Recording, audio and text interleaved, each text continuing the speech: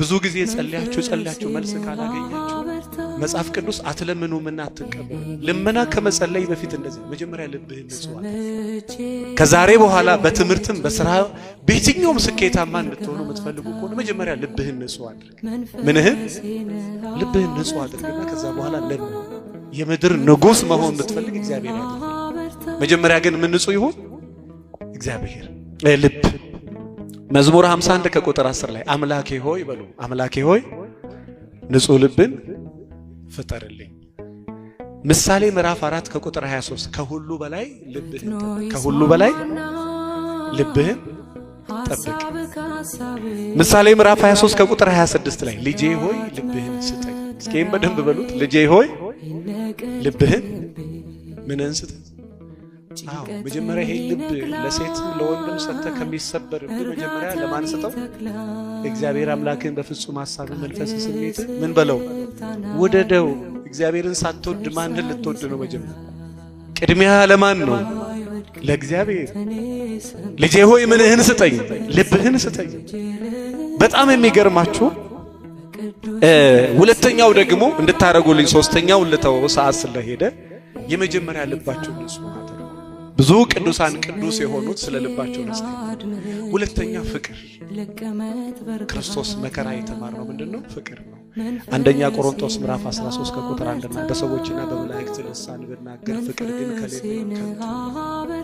ከሌለኝ ምን ከሌለኝ አንደኛ ዮሐንስ መልእክት ምዕራፍ 4 ከቁጥር 8 ላይ ፍቅር የሌለው እግዚአብሔርን አያውቅም፣ እግዚአብሔር ፍቅር ነውና።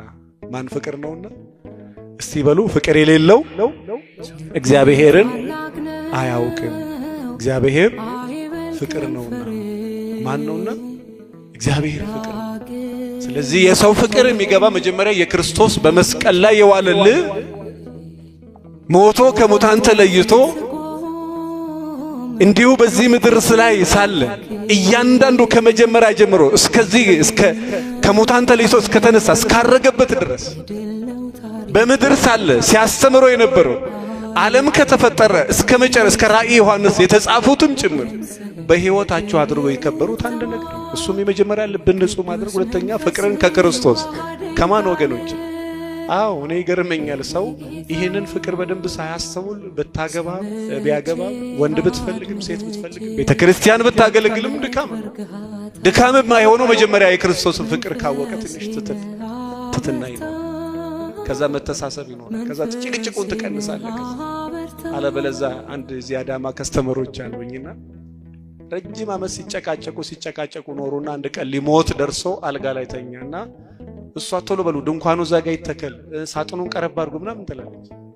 ከዛ በኋላ እንደው ሚስቴን ጥሩልኝ መጣች ተጣጣ እንደው እዚህ ምድር ላይ እኔና አንቺ ተስማምተን አልኖርንም፣ እንኳን ደስ እያለኝ ልሞት ባክሽን፣ እኔ ከሞትኩ በኋላ ማግባታል ትዳር ባንተ በቃኝ፣ አንተ ከሞትክ እኔ ገዳም ነው የምገባው አለች።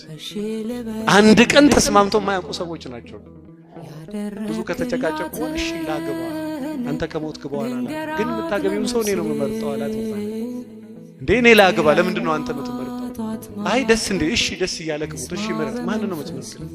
ከዚህ ቤት በታች አቶ በቀለ እዚህ ካለ አደራሽ እኔ ለምሳሌ ነው የተንቀስኩት የሆነ ቤተክርስቲያን እንደዚህ ብዬ በእኔ ስም ነው የምትተርጠው ብሎ አቶ በቀለ የሚባለውን ሰውዬ ታውቂው? ይሄ ያንተ ጠላት? አዎ አላረገው።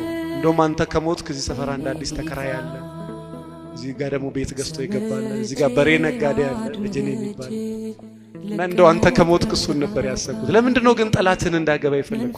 እሱንም እንደኔ ያቃጥልሽ እንድገኝልኝ